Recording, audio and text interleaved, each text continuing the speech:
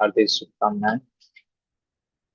हम लोग पढ़ रहे हैं महाभारत के वन पर्व के अध्याय 27 से आज प्रारंभ करना है। ये गीता प्रेस के जो पुस्तक ग्रंथ है उसका द्वितीय खंड है और ये तीसरा पर्व है महाभारत का। 18 पर्व हैं और हम लोग तीसरे पर्व पे। आइए, कल हमने देखा किस प्रकार से ऋषि मुनिगण जो कि द्वैत वन में आते हैं, विशेष करके दर्भ के जो पुत्र बक कहते हैं, बड़ी अच्छी चीज बात बताते हैं। क्षत्रिय का तेज और ब्राह्मण का ज्ञान यदि दोनों एक साथ आ जाए, जिस प्रकार से अग्नि और वायु एक साथ आ जाए तो सूखे लकड़ियों को, जंगलों को जला देती। वैसे ही जब ब्राह्मण और क्षत्रिय की तेज और विद्या दोनों साथ आ जाए तो बहुत ही महान से महान कार्य किए जा सकते। बस ध्यान रखना युधिष्ठिर कि अपने तेज में कभी कभी हम निंदा कर देते हैं विद्वानों की, विशेषकर भक्तों की और ब्राह्मणों। चलिए आगे बढ़ते हैं महाभारत के इस ग्रंथ में। श्रीपाद मध्वाचार्य कहते हैं कि इस प्रकार से लगभग 1 वर्ष बीत गए और एक दिन की बात है ना। संवत्सरस्त जगाद कृष्णा, कृष्णा द्रौपदी भीम के कहने के अनुसार उत्तम ज्ञानी है द्रौपदी, क्योंकि भारती देवी है ना, ज्ञान में श्रेष्ठ। भीम ने क्यों भेजा?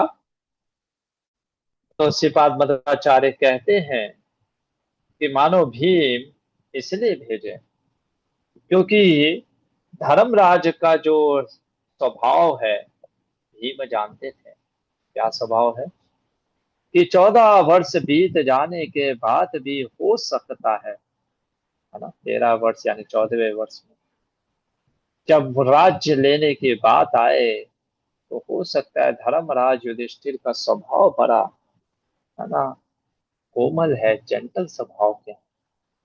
अपने गुरुजनों, गुरु भयात राजम जैसे भीष्म, द्रोण, इन सब से अपना अधिकार नहीं मांग पाएंगे, है ना, क्योंकि उनका अधिकार है ना।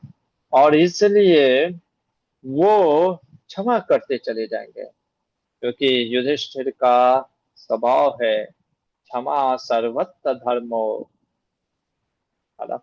वो क्षमा कर देंगे और शायद वो कुछ ना मांगे। कुछ लोग बहुत काइंड हार्टेड होते हैं ना। तो धर्मराज युधिष्ठिर के इस भाव को देख करके ही भीम ने क्या किया, कार्यं सत्य शपथम विवादस्य क्रमेशया आदि सत्प्रथमं कृष्णा भीमा सान्निपम ब्रवीत। भीम ने द्रौपदी को धर्मराज से चर्चा करने की बात कही और कही कि जाओ उनको समझाना, समझाना क्या, उनको याद दिलाना है ना, कि हमें अपना राज्य वापस लेना। तो आइए, इसमें तो बड़े संक्षेप में श्रीपाद मध्वाचार्य ने किया है। हम चलते हैं महाभारत की तरफ। बड़ी लंबी कथा है और देखने का प्रयास करते हैं द्रौपदी क्या बोल रही है युधिष्ठिर महाराज से। चलिए, वह सम्पायन मुनि कहते हैं राजा जन्मेजय को, क्या बोल रहे हैं, राजन, एक दिन की बात है, द्रौपदी शोक में पांडवों के बीच विद्वान है। आगे चल करके आपको पता चलेगा बृहस्पति नीति सीखी थी द्रौपदी ने एक ब्राह्मण से। द्रौपदी कहती है धर्मराज से, क्या बोलती है, कहती है युधिष्ठिर को कि मैं आश्चर्यचकित हूँ, पापी दुर्योधन ने हमको दुख देते हुए उसको दुख नहीं हुआ।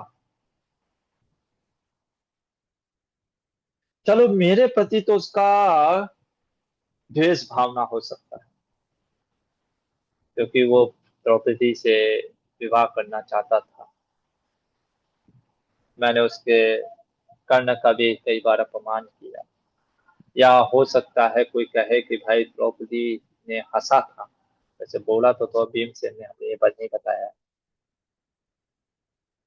चलो इन भाइयों से भी उसका द्वेष हो सकता है, आपके साथ क्यों ऐसा किया उसने? सिर्फ आपको, ओ, आपको कटु वचन सुनाया है? अरे आपने तो उसके लिए हमेशा अच्छा सोचा है।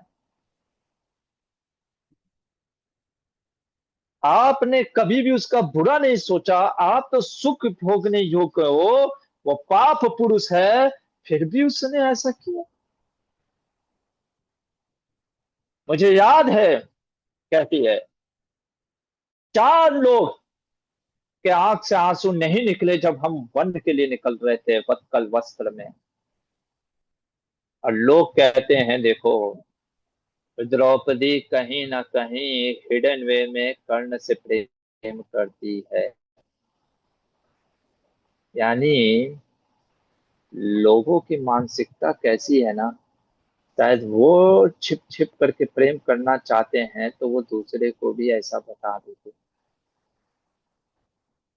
द्रौपदी कहती है दुर्योधनस्य कर्णस्य शकुनेश दुरात्मना दुर्भातुस्तस्य चोग्रस्य राजन दुशासनस्य च। ये चार लोगों के आंख से आंसू नहीं गिरे थे। दुर्योधन कर्ण नंबर 2 पे बोल दी। और लोग कहते हैं कि कर्ण से प्रेम करती है। पढ़ते ही नहीं है लोग। बात उनकी गलती नहीं है, बात हमारी गलती है। हमारे पास समय नहीं है, ना पढ़ने के लिए और ना जो पढ़ा रहे हैं उनसे सुनने के लिए। कोई चार चकाचौंध अच्छे से कैमरा में आ करके पूरा एकदम अच्छे से, हमारे पास भी बजट हो तो हम भी एकदम जबरदस्त करें, है ना। पर कोई बाहर का व्यक्ति कुछ भी बोल रहा है और हमारे भक्त भी बिना सोचे समझे उनको सुनते हैं। क्यों? अच्छे से बोल रहे हैं, कैमरा अच्छा है, वीडियो क्वालिटी अच्छी है, वीडियो का प्रेजेंटेशन अच्छा है, क्योंकि लोग हैं उनके साथ और लोग उनके भावनाओं में बह जाए। क्या कह रही है? ये चार व्यक्ति इतने दुष्ट थे, इनके आंखों से आंसू नहीं गिरते थे, मैंने देखा था। अब कहती है मुझे देख करके रोना आ रहा है। क्यों? क्योंकि जिस सैया पे आज आप लेट रहे हैं, है ना, कुश, कुश जानते हैं? कुश का जैसे मैं आपको दिखाता हूँ, मॉडर्न वे में कुश का मैट ये है ना, तो ये कुश का मैट। तो कुश को बड़ा पवित्र माना जाता है।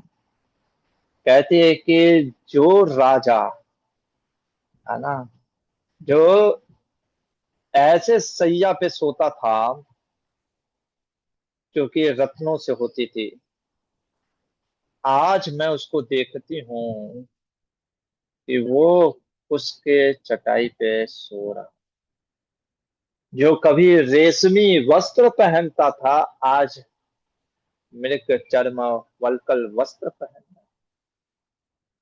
जो कभी सिर्फ ऐसे ताली बजाता था, हजारों लोग खड़े हो जाते थे, आज कोई नहीं है साथ।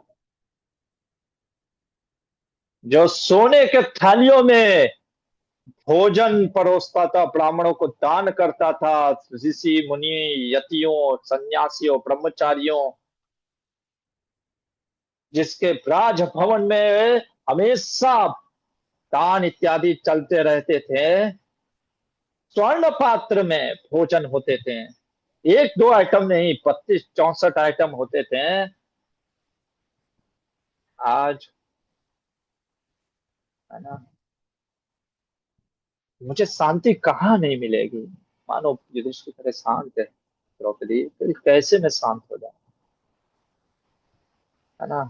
फिर भीम को दिखा करके कहती है, बोलती है, ये भीमसेन, भीमसेनम इमं चापी दुखितम वनवासिनम। भीमसेन को देखो, है? ये भीमसेन पहले पहले जो सुख भोगते थे, है ना, जो भोजन भोजन खाने वाले भीमसेन, मतलब कि दूसरों को दान किया करते थे, ये भीमसेन जो है अकेले पाखंडों में, अकेले कौरवों के साथ युद्ध करके उनको खत्म कर सकते हैं, पर चुपचाप बैठे हैं। क्यों? क्योंकि उनका बड़ा भाई शांत है ना। मैंने देखा है इनके पराक्रम को, किस प्रकार से किरमिर का वध किया है, ऐसे मारा है जैसे चटनी बना दिया हो। अकेले कौरवों को नष्ट करने की ताकत रखता है ये भीम।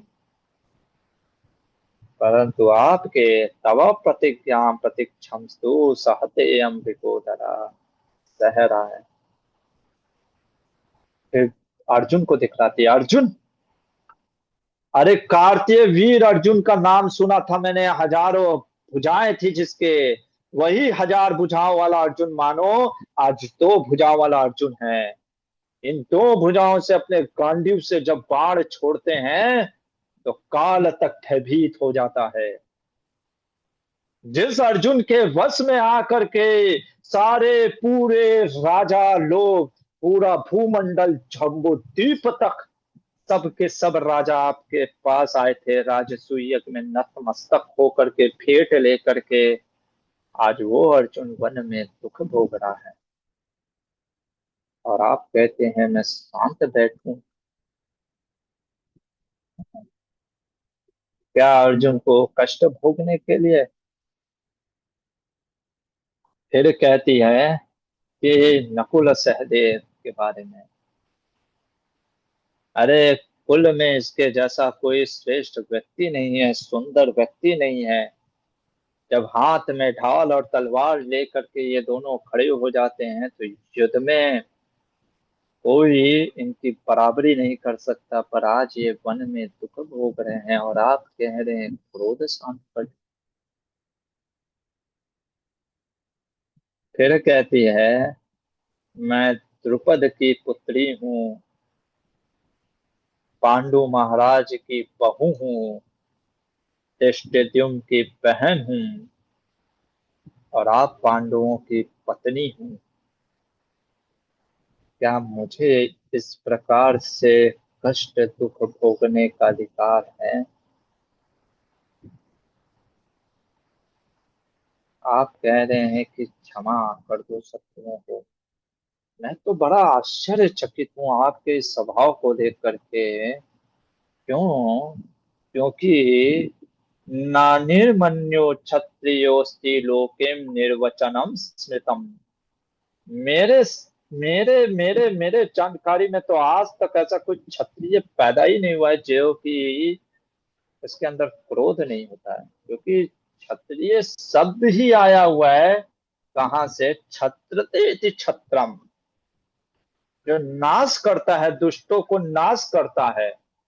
कभी आपने देखा है कोई सोल्जर पुलिस वाला, है ना, बहुत ही शांत स्वभाव, वो तो फिर युद्ध कैसे करेगा? आप समझ रहे हैं, किसी को मारने के लिए एक क्रोध होना तो जरूरी है ना।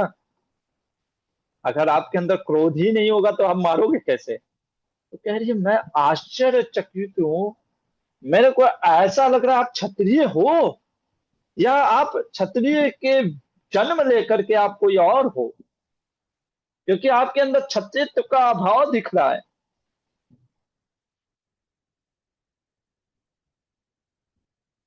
मैं आपको कुछ समझाना चाहती हूँ,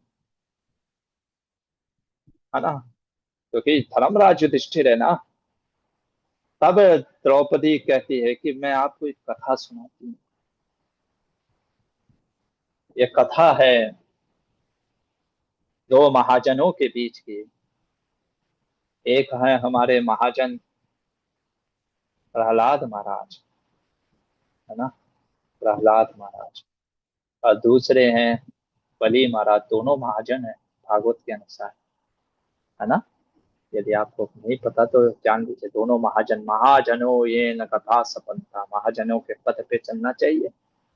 आगे चल करके स्वयं युधिष्ठिर महाराज भी बोलेंगे। कहते हैं कि मैं आपको कथा बताती हूँ प्रहलाद के जो पौत्र थे, ग्रैंडसन, है ना। क्योंकि प्रहलाद महाराज का बेटे का नाम था विरोचन, और विरोचन के बेटे का नाम था बलि महाराज। पिछली बार हमने विरोचन और प्रहलाद की चर्चा की थी, आज प्रहलाद और बलि की देखते हैं संवाद। तो एक बार बलि आए, अपने प्रहलाद महाराज से दादाजी से पूछते हैं।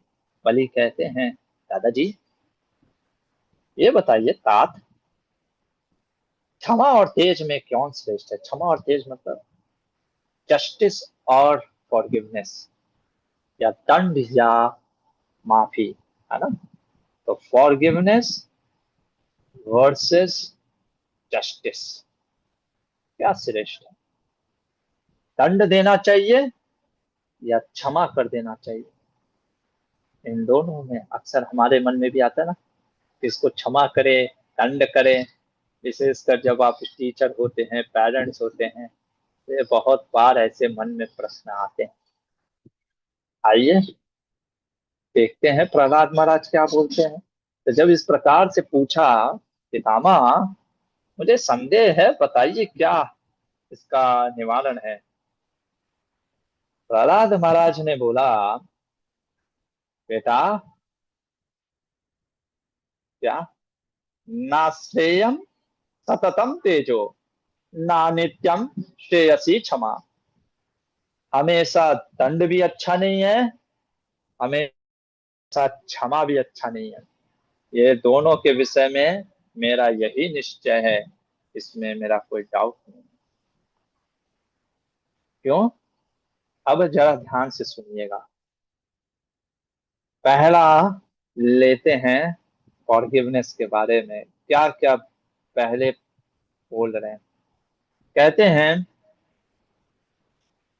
जो हमेशा क्षमा करता है ना, व्हाट आर द डिसएडवांटेज? जो हमेशा क्षमा करता है उसको लोग कैजुअल लेते हैं, सीरियस नहीं लेते हैं। दूसरा चीज, जो हमेशा क्षमा करता है विशेषकर अपने सर्वेंट को, जो उनके अंतर्गत हैं या सबॉर्डिनेट को, तो क्या होते हैं ऐसे सबॉर्डिनेट, क्या करते हैं, उसके सर पे चढ़ जाते हैं, है ना, है ना, सिर पर चढ़ना। फिर वो क्या करते हैं, उनको लगता है अरे साहब तो मालिक जी तो क्षमा ही कर देंगे, डर खत्म हो जाता है, नो फियर।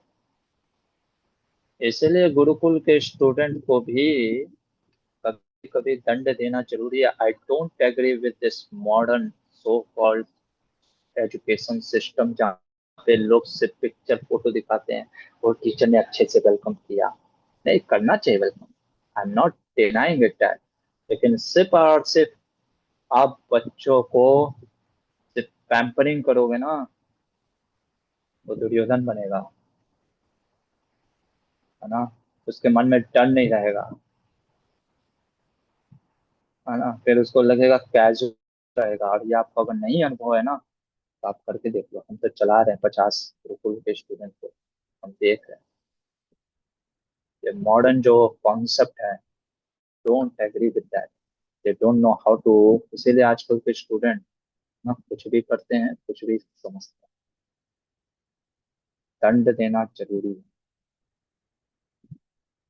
क्षमा नहीं करना चाहिए कह रहे हैं। फियर नहीं रहेगा, है ना। अपराध करते रहेंगे, फिर अंदर से डर ही खत्म हो गया ना। उसको पता है सामने वाले को कि प्रभु जी तो कुछ बोलेंगे नहीं, या सेवक को, नौकर को, है ना। फिर वो क्या करेगा? स्वामी के अस्त्र वस्त्र अलंकार सही आसन भोजन इत्यादि, है ना। फिर आपका ही स्टूडेंट आपके ऊपर हाथ ऐसे डाल करके चलेगा, और प्रभु जी कैसे हैं। यस। मैंने देखा है जो टीचर बहुत ज्यादा घुल मिल जाते हैं ना स्टूडेंट से, फिर स्टूडेंट ही सर पे चढ़ करके बोलता है टीचर के। वो जो सम्मान होता है ना, वो सम्मानता खत्म हो जाती है। सम्मान का भूखा नहीं होता है, but there should be fear, है ना। जितना आदर होना चाहिए वो आदर खत्म हो जाता है। इवन शास्त्र कहता है, यदि देखो अगेन, माताएं गलत मत लीजिएगा, क्योंकि स्त्रियों को कैसा है ना, दे आर वेरी वेरी कलिबल कलिबल। और समझते हो, कान की बहुत कच्ची होती हैं, कोई भी उनको बहला फुसला सकता है। माताओं का मैं बता रहा हूँ ये। Emotionally they are very emotional होती हैं, है ना। बुरा मत मानिएगा, हर चीज का प्रॉब्लम है, हर चीज का अच्छाई है, सास है तो मैं एकदम एज इट इज बोलूंगा, है ना। हो सकता है कि किसी माताओं को बुरा भी लग जाए, लेकिन शास्त्र कहता है माताएं बहुत इमोशनल होती हैं। और अगर माताओं को, जैसे एक बालक को, है ना, माता पिता प्रोटेक्शन देते हैं, वैसे माताओं को भी प्रोटेक्शन देना होता है। और प्रोटेक्शन के लिए उनके ऊपर क्या करना होता है, उनको कभी कभी दंड देना होता है, यानी कटु वचन भी बोलना पड़ जाता है। क्योंकि अगर माताओं को नहीं समझाया, और आज हम देख रहे हैं पर पुरुष कुछ अच्छा बात करता है ना, हस्बैंड मान लो कुछ डांट दिया, पर पुरुष के पास जाती हैं इंस्टाग्राम और सब क्या क्या, आजकल तो स्नैपचैट है ना। पर पुरुष का तो संग करना तो बहुत आसान है। जाती हैं, पर पुरुष का संग करती हैं, और फिर वो अच्छे अच्छे बातें बताता है, गुड मॉर्निंग बोलता है, क्या बोलता है, कैसे बोलता है, पर पुरुष के चक्कर में पड़ती हैं। और फिर क्या होता है, क्योंकि स्वामी से दंड नहीं मिलने के कारण मौज उड़ाती हैं। ये मेरे वर्ड नहीं है, ये प्रहलाद महाराज के, है ना। आप उसको ऐसे मत समझना, हो किस कॉन्टेक्स्ट में बोला गया है ये समझने का प्रयास करिए। दाराश्य, है ना। क्या करती हैं, कह रहे हैं, यदि उन्हें दंड नहीं मिलता, है ना, उनको अगर कंट्रोल में नहीं रखा जाता है उनके मन को, तो वो भटक जाती हैं और दूषित हो जाती हैं, है ना। बहुत से दोस्त हैं, इतना डेंजर है। अगर आप सिर्फ क्षमा करोगे, है ना, तो कहती हैं कि वाइफ, ना वोमेन की जगह वाइफ, वाइफ गेट्स वेड, भटक जाती है। इसलिए बहुत जरूरी है ना। अब तो ये हुआ प्रभु जी, फॉरगिवनेस का, जस्टिस का भी प्रॉब्लम है। क्या डिसएडवांटेज है जस्टिस का? पहला चीज क्या बोलते हैं, देखो, दंड क्रोध से आता है। क्रोध, भगवान कहते हैं ना गीता में, रजोगुण से आता है। काम है स क्रोध है स रजोगुण समुद्भवति 137। और क्रोध में व्यक्ति, भगवान क्या कहते हैं 263, क्रोधात् भवति सम्मोह, सम्मोह स्मृति विभ्रम, स्मृति भ्रंशा बुद्धिनाशो, बुद्धिनाशात् प्रणश्यति, है ना।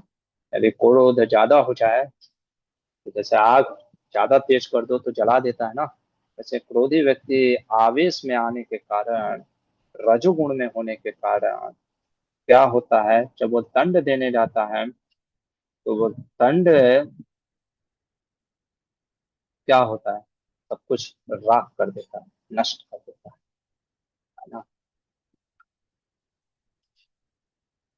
ऐसे व्यक्ति, अच्छा, हमेशा जो क्रोध करता है उससे अपने स्वजन, है ना, जो अपने लोग होते हैं, जो लव पीपुल हैं, वो भी दूर होते हैं, क्योंकि फियर के कारण कहते हैं अरे ये तो प्रभु जी हमेशा दंड देते रहते हैं, अरे हटो यार जाओ।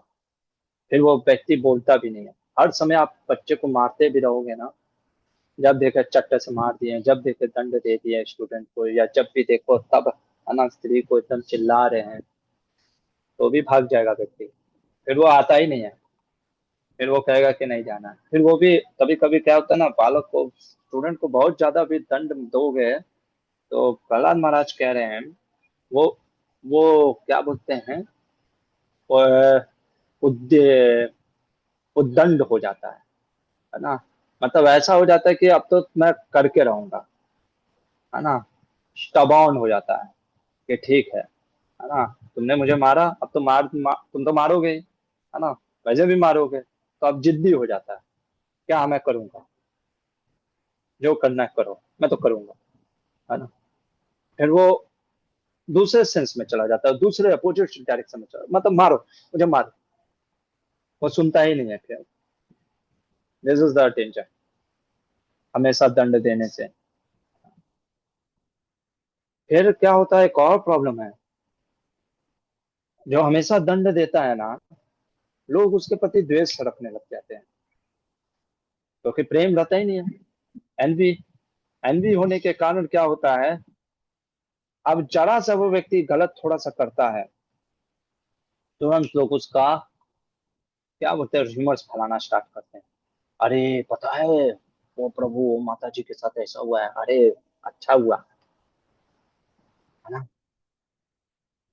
क्यों? क्योंकि हमेशा दंड देता था, है ना। ऐसे व्यक्तियों का धन भी नष्ट हो जाता है, क्योंकि थोड़ा सा देख करके लोग उसकी बुराई करने लग जाते हैं, और फिर नेम फेम जो वेल्थ है वो भी नष्ट होता है ना। इसलिए प्रहलाद महाराज कहते हैं, इसलिए वैष्णव को कहते हैं ना कि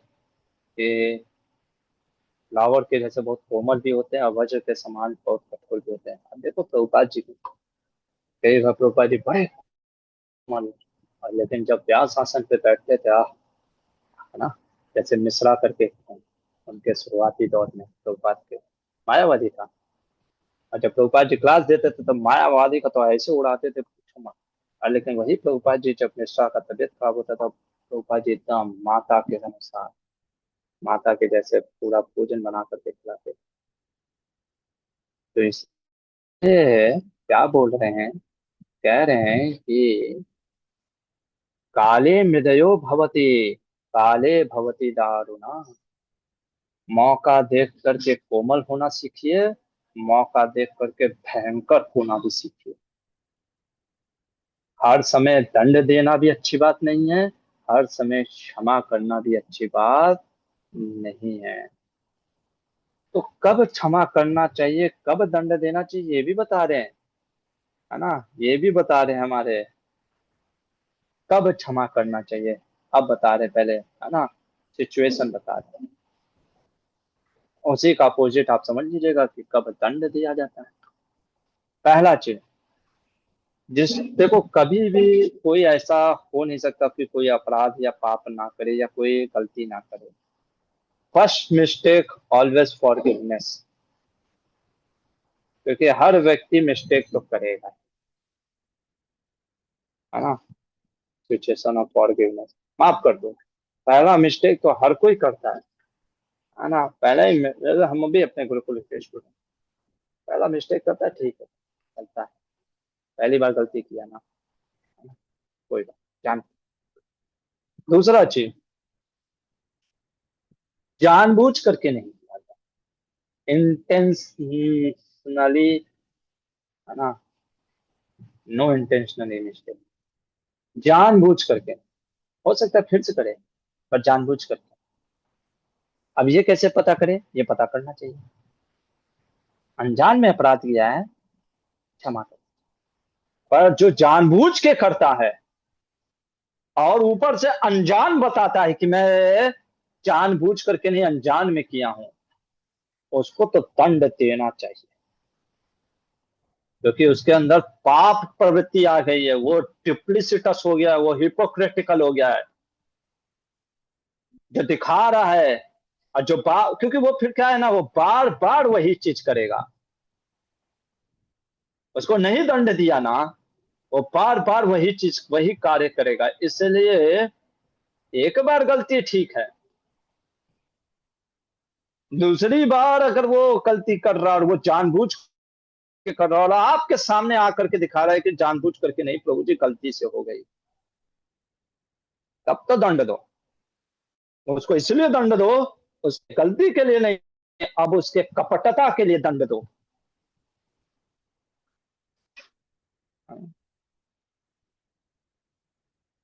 तो जांच पड़ताल करके कार्य करना चाहिए, है ना, परीक्षया। अच्छा, दंड भी जो होता है वो सबको एक समान नहीं दिया जाता है ना, उसको भी व्यक्ति के अनुसार, देश काल पात्र के अनुसार दिया जाता है, किसको कितना दंड देना है।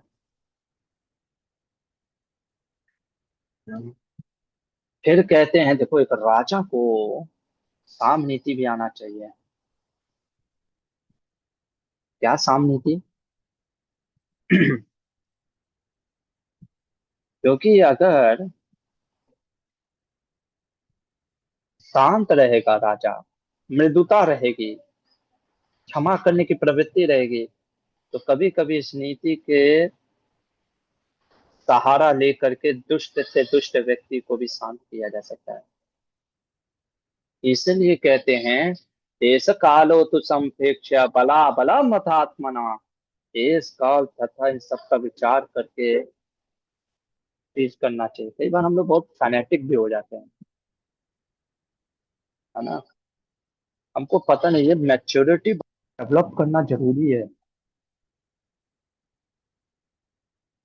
कब, किस देश में, किस काल में, जैसे आयुर्वेद भी कहता है, हर व्यक्ति का प्रवृत्ति, हर व्यक्ति का जो कफ पित्त वात भी अलग होता है, आप जानते होंगे, है ना।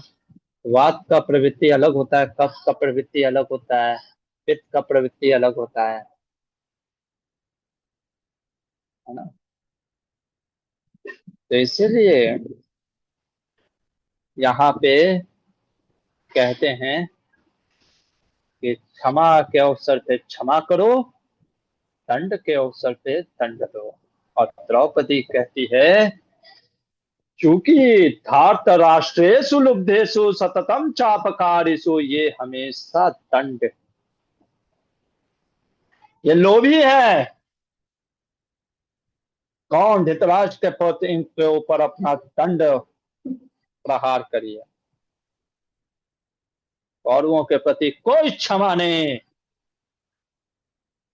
इनको दंड दीजिए आप राजन, दंड दीजिए। ये द्रौपदी का मत है। अब युधिष्ठिर महाराज क्या बोलेंगे वो तो कल देखेंगे, लेकिन एक चीज, मैं ऐसे, ये मेरा सोचना है ना, हो सकता है आप इससे सहमत ना भी हो या हो भी। This is my understanding by reading the Mahabharata and the scripture. Compassion and justice, है ना, हाउ टू बैलेंस, इसको कैसे बैलेंस करें प्रभु जी, ये बड़ा मुश्किल होता है, बैलेंसिंग ना, बैलेंस बड़ा मुश्किल हो जाता है। जैसे अक्सर हम देखते हैं कभी कभी, विशेषकर जैसे मान लो मैं भक्ति के पराकाष्ठा से बता रहा हूँ, जैसे मान लो टेम्पल प्रेसिडेंट बहुत ही ऐसे हों, कंपैशनेट टाइप के, है ना। अब कंपैशनेट पर्सन कैसा होता है ना, वो फर्म डिसीजन नहीं ले पाता है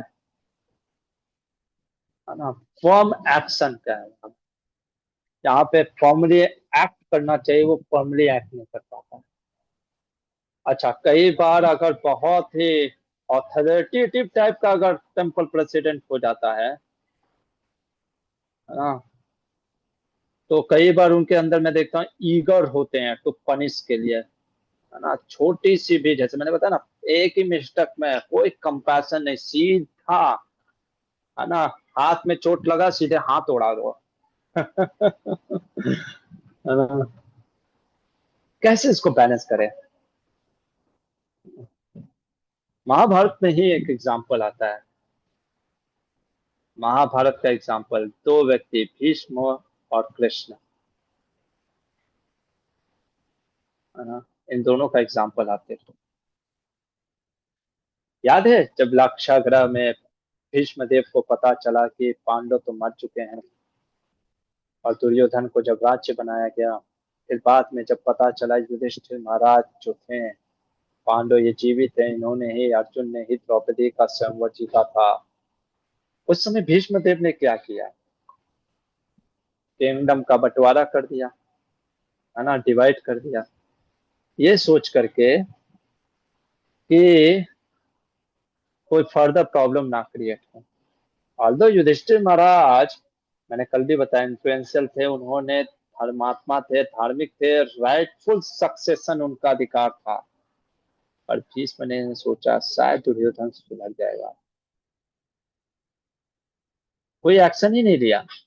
कंपैशन, होप, है ना, कंपैशनेट पर्सन ये रखता है ना कि उसके अंदर होप रहता है शायद सामने वाला सुधर जाएगा।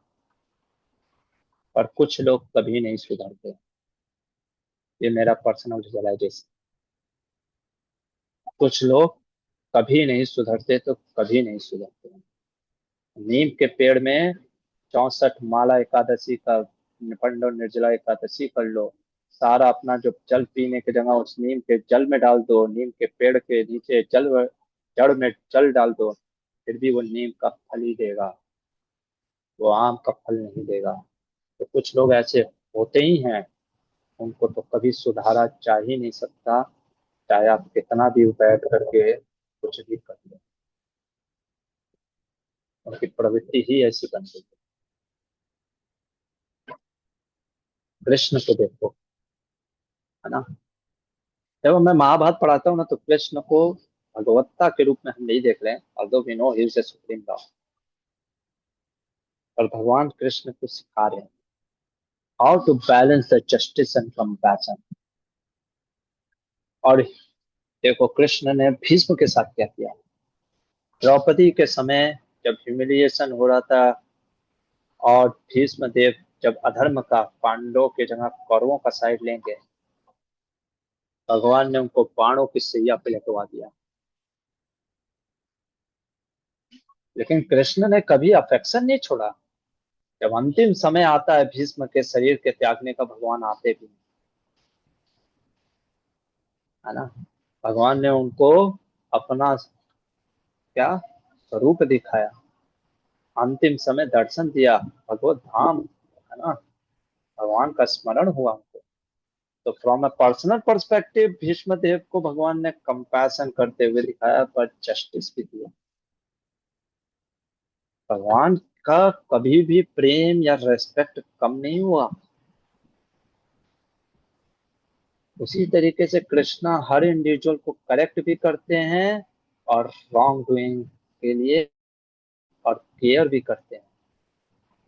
क्योंकि सिर्फ कंपैशन दिखाओगे, जस्टिस नहीं दिखाओगे, तो वीक गवर्नेंस होता है। और जब जस्टिस दिखाओगे, कंपैशन नहीं दिखाओगे, हार्शनेस आता है। ये चीज बैलेंस करना बड़ा मुश्किल होता है, पर कृष्णा से, भगवान से हमें सीखना चाहिए।